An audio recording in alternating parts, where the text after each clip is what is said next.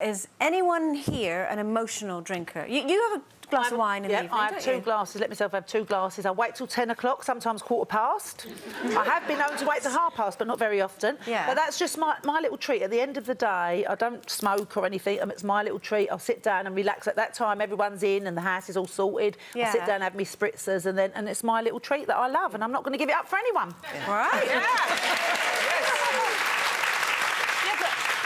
I'm not sure that's the same kind of drinking that we're talking about. That's treat drinking, isn't it? Not crutch drinking. That's different from, oh my goodness, life is terrible, I'm going to the bottle sort of thing. So you're not like that, are you? No, Unless that's you want just my little thing of a night time where I relax and watch the telly. So it's patting you on the back. But I mean, I'd imagine we heard earlier it's a lot of parents of young children turning to wine. You've got little kids. Oh. Is this you?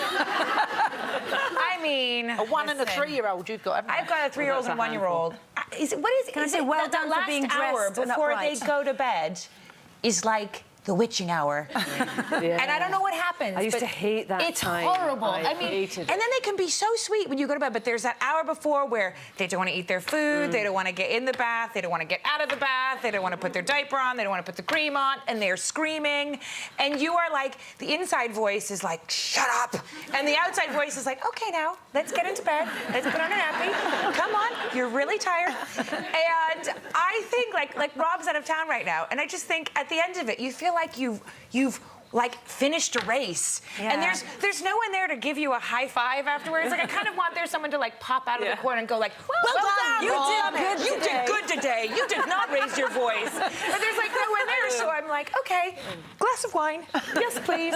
And it is like I sometimes think, you know, you think about, they talk about like terrorists and spies and waterboarding, and I think all you really need to do is take a group of toddlers, chuck them in a room, and take away Peppa Pig, and you will get more than you need. Absolutely.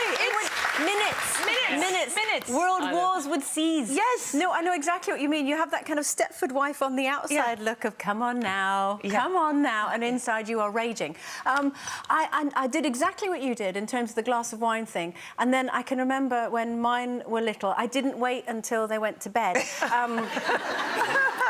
I found the numbing helped before rather than after. So, you know, I'm not talking about, like, you know, midday or anything. It was one. Instead of waiting until after, it would be when the fish fingers went in. But because I was worried... specifically when the fish fingers went in. Yeah, when they went in, as they went in, and you set the timer, and then you go to the fridge, and I had I still have it, this lovely floral mug, and I used to just put it in there because it meant the kids wouldn't think anything of it. And but what was really nice is, you know, you'd be going, that's lovely. Yes, you are clever, aren't you? And so it was normally the second glass was after they went to bed. Yes, but that's yeah, fine. that was my pat on the head. You got to story time, you were slurring your words. Slightly slurry, or more animated. You know, story times were great. I was very lucky. Obviously, I've only got 2 children, which I'm very blessed to have. This woman here has the most unique way of coping with the stresses of parenting. Now, basically, she's caused a little bit of controversy by admitting that she sometimes sends her 6 kids. She has 6 children. She sends them to bed wearing tomorrow's clothes to save time. Now, you don't sound very impressed. I think that's genius.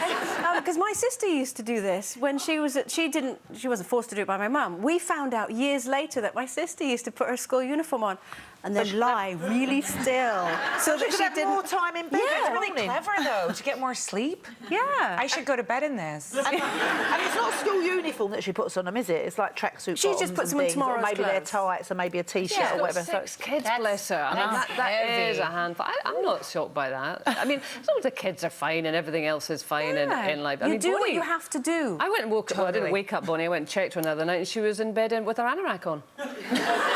I have no idea. Has it rained in the bedroom? I actually had to wake her up. I said, Bonnie, you've got your anorak on. She went, I'm cold. And she went, but, do you have any top tips? Any well, do you know, tricks? because I think when you're a parent, I think it's constant negotiation. Like you're bob and weaving, bob and weave. Yeah. And I feel like you got to get creative. And so Teddy, for some reason, got into the stage where she didn't want to brush her hair. She didn't want to put it up, and she looked all bedraggled, bless her. And I just did not want to have the war of the ponytail. So we were renting a house across from the park, and we were going to the park one day, and the zoo, and I told her that the gorillas would snatch at her hair if she didn't put it up. So now, bless her, she puts her hair up, but she'll just say it randomly, like on the way to school, and there'll be someone else, and sometimes it's really embarrassing because she's like, Mommy, put it, I don't want the gorillas to take my hair. And I'm always like, oh, silly child, I don't know what she's saying.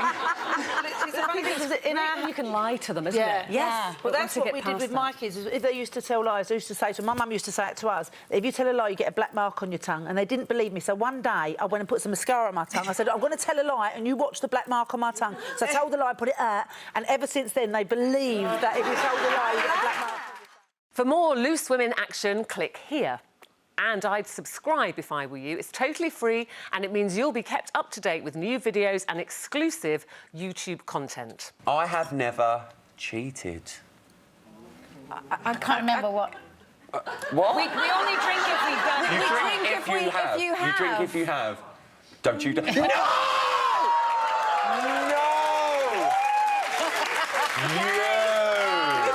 You fraud! Oh, OK, question number 2. I've never fancied my friend's husband or partner.